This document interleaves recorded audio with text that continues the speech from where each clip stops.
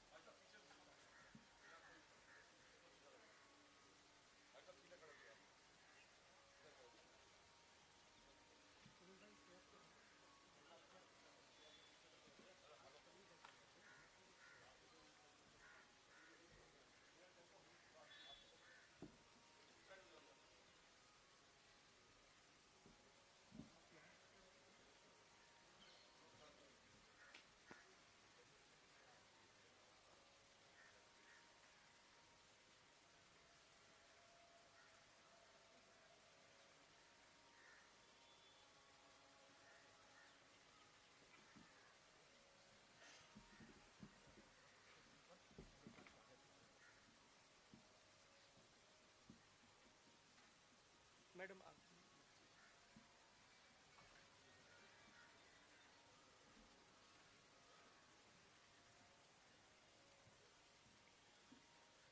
जगह की वजह से दो लोग आगे दो लोग पीछे यहाँ पे होना है आपको और वेणु जी सबको मतलब यहाँ वेणु जी और गोलिया में अभी और आगे ये वाली लाइन में कैसे आप दोनों थोड़ा सा जगह करके हाँ ठीक है वंदे मातरम शुरू करेंगे वंदे मातरम वंदे मातरम सुजलां सुफलां मलयज शीतलां शस्य श्यामलां मातरं वंदे मातरम् शुभ्रज्योत्स्नां पुलकितयामिनी फुल्लकुसुमित द्रुमदलशोभिनी सुहासिनी सुमधुरभाषिणी सुखदां वरदां मातरं वन्दे मातरम् वन्दे मातरम्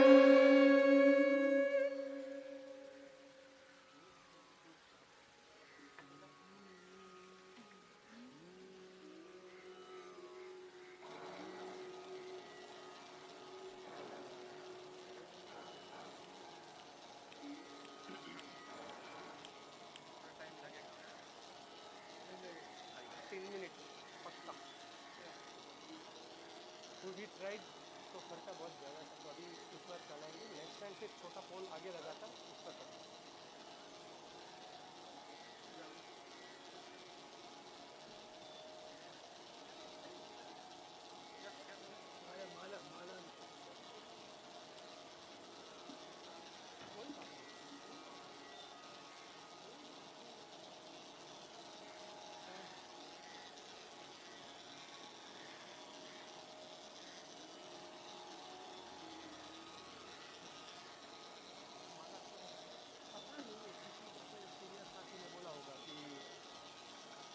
मैसेज ऐसा जरूरी नहीं है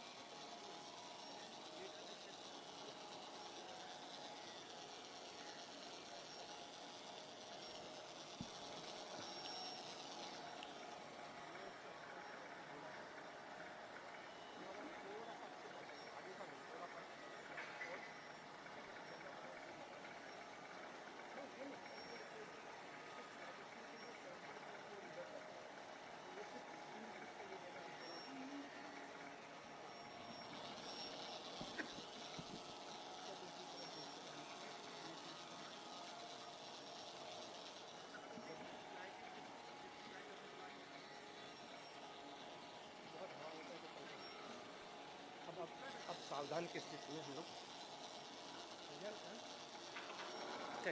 सलामियाम दो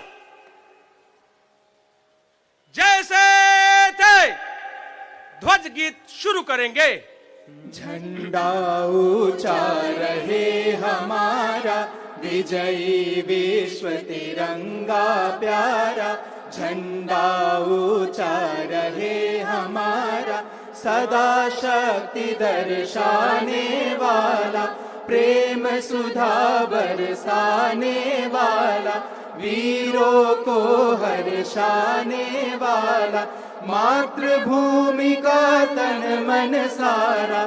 झंडा ऊंचा रहे हमारा, शान न इसकी जाने पाए, चाहे जान भले ही जाए। विश्व विजय करके दिखलाए, तब होए प्रण पूर्ण हमारा। झंडा ऊंचा रहे हमारा, विजयी विश्व तिरंगा प्यारा। झंडा ऊंचा रहे हमारा।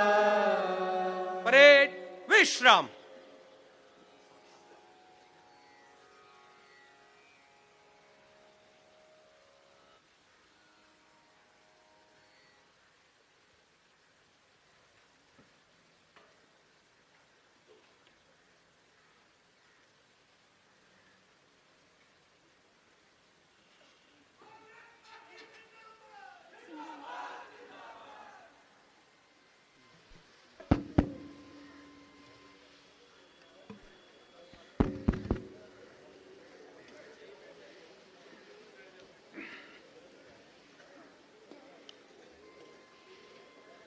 देश के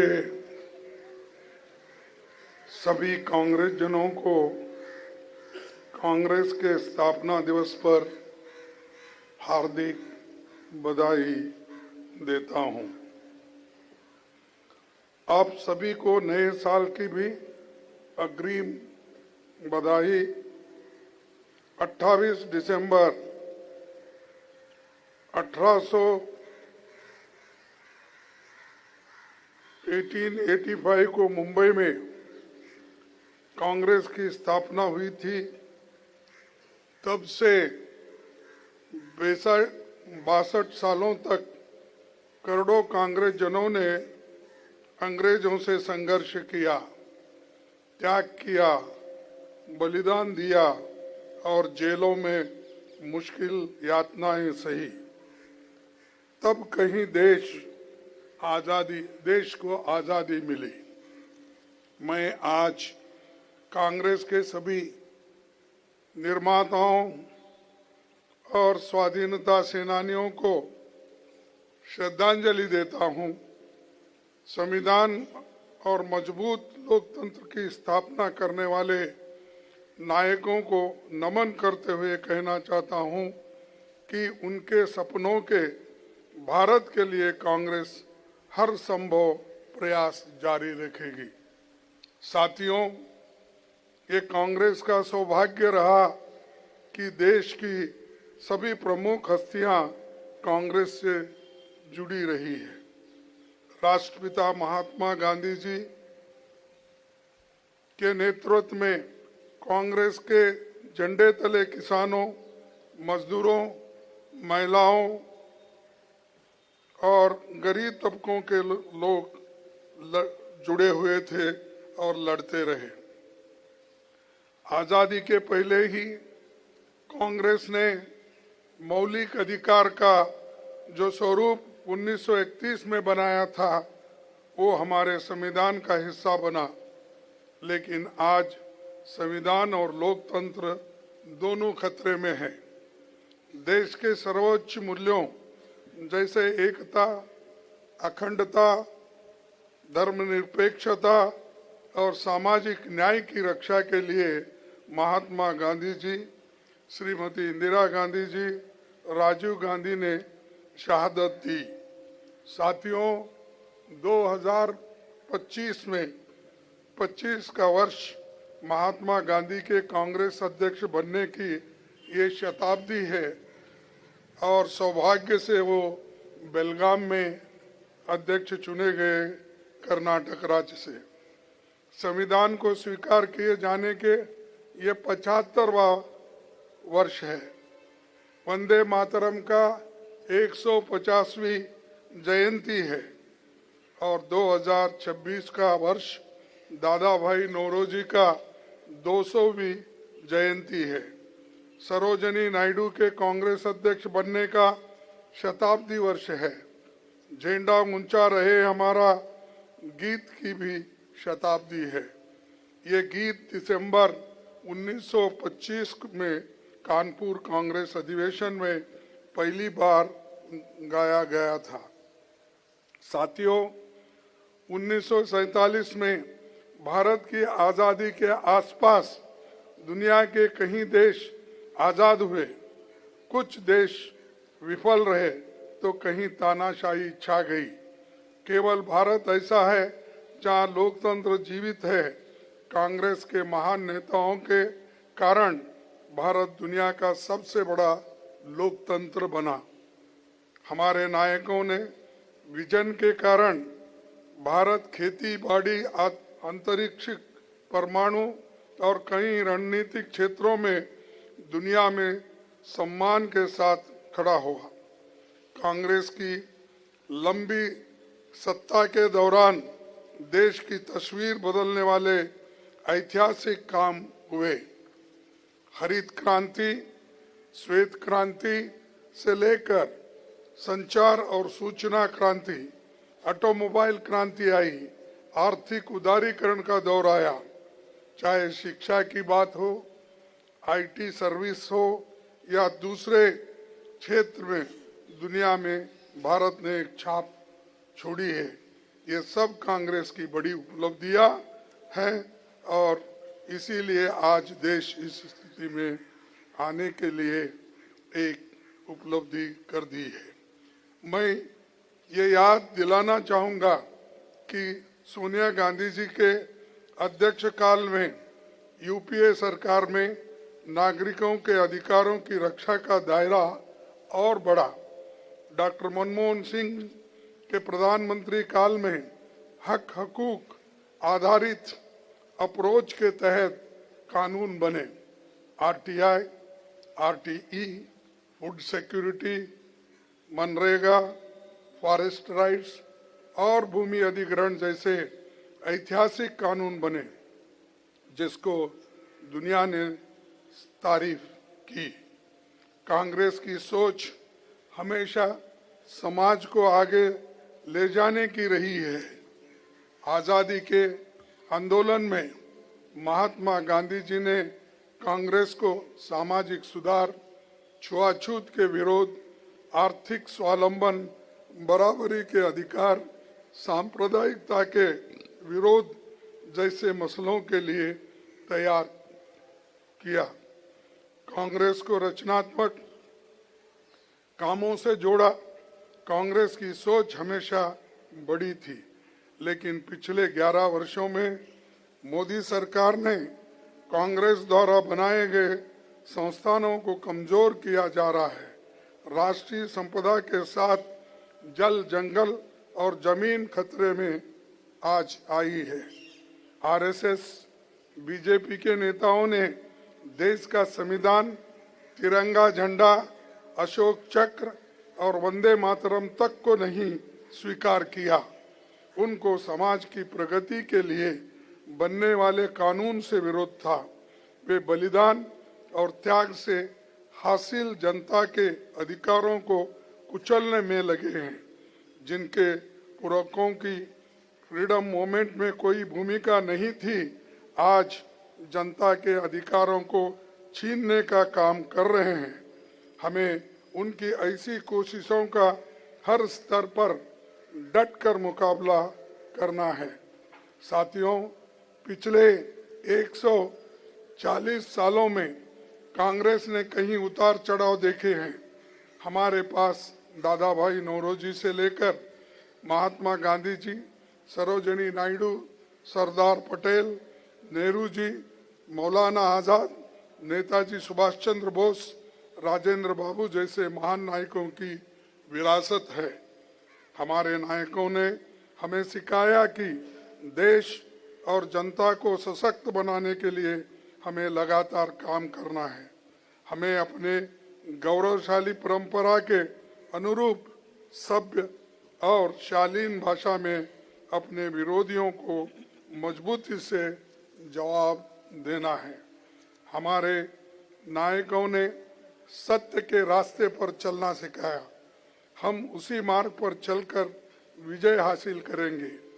गांधी जी तो यहाँ तक कहते थे कि सत्य तब भी टिकता है जबकि उसके पक्ष में जनसमर्थन न हो। मैं और एक बार इसके लिए सत्य भी टिकता है जबकि उसके पक्ष में जनसमर्थन न हो, पर हमारे पास सत्य भी है और जनसमर्थन भी है। हाल में रामलीला मैदान की रैली में भारत जोड़ो यात्रा और भारत जोड़ो न्याय यात्रा जैसे कई मौकों पर देश की जनता ने विराट जनसमर्थन हमें दिया है। साथियों, पिछले 11 सालों में बीजेपी सरकार ने चंद पूंजीपति को फायदा पहुंचाने के लिए कई कानूनों को बदला। मनरेगा को नष्ट कर दिया जा रहा है। जल, जंगल और जमीन की लूट जारी है। सरकार फर्जी आंकड़ों से खेल रही है और सच छिपाने के लिए अभी तक सेंसस नहीं कराया जा रहा है। साथियों, आप सभी जानते हैं 2025 में महान नायिका इंदिरा गांधी जी के नाम पर ये भवन कांग्रेस का स्थायी दफ्तर बना। हमारे सीपीपी चेयरपर्सन सोनिया जी के अथक प्रयासों की ये देन आने वाले समय में संविधान और लोकतंत्र की रक्षा का केंद्र बिंदु बनने जा रहा है।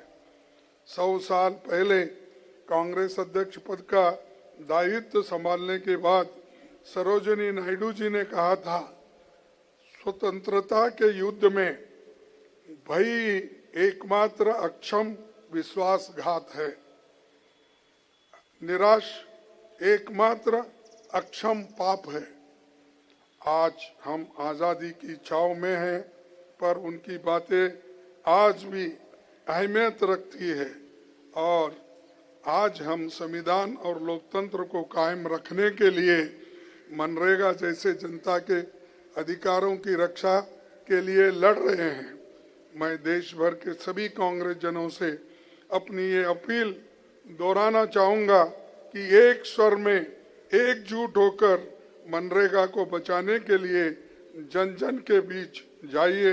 इसके लिए हमें दांडी मार्च और भारत जोड़ो आंदोलन जैसी भावना के साथ जुटना होगा। गरीबों और कमजोर लोगों के हक में मनरेगा की बहाली के लिए हम हमारे सरकार को मजबूर करेंगे।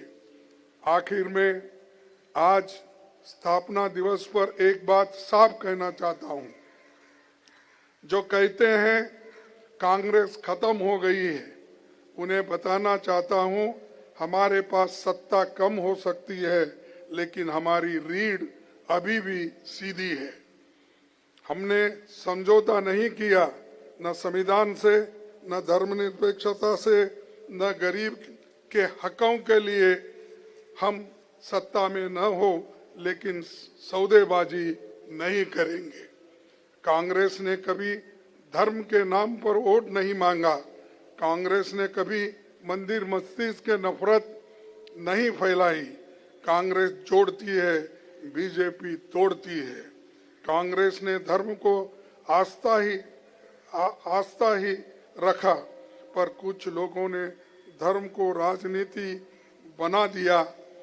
आज बीजेपी के पास सत्ता है लेकिन उनके पास सच्चाई नहीं है। इसीलिए कभी आंकड़े छुपाए जाते हैं, कभी जनगणना रोकी जाती है, कभी संविधान बदलने की बातें होती है। जो आज इतिहास पर भाषण दे रहे हैं, उनके पूर्वज इतिहास से भाग रहे थे। कांग्रेस विचारधारा है और कांग्रेस विचारधारा कभी मरती नहीं।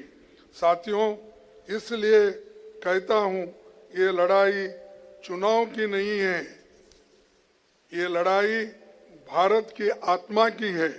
और कांग्रेस ये लड़ाई इसलिए लड़ रही है क्योंकि अगर कांग्रेस नहीं लड़ेगी तो संविधान कौन बचाएगा, ये लोकतंत्र कौन बचाएगा। यही कहकर मैं अपने बात को समाप्त करता हूं। जय हिंद, जय कांग्रेस, जय संविधान।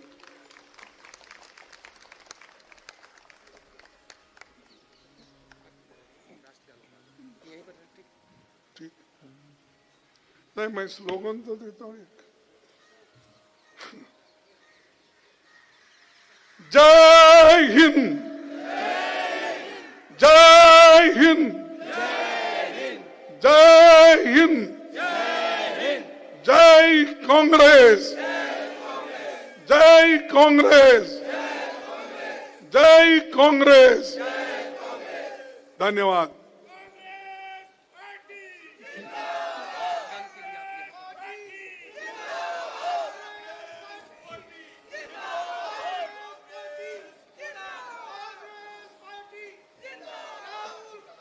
परेड, सावधान। राष्ट्रगान शुरू करेंगे। जन गण मन अधिनायक जय हे भारत भाग्य विधाता। पंजाब सिंध गुजरात मराठा द्राविड़ उत्कल बंग। विंध्य हिमाचल यमुना गंगा उच्छल जलधि तरंगा। तब शुभ नामे जागे, तब शुभ आशीष मांगे। गाहे तब जय गाथा, जन गण मंगलदायक जय हे भारत भाग्य विधाता। जय हे, जय हे, जय हे, जय जय जय जय हे। आजाद हिंद, कौमी नारा, विश्राम।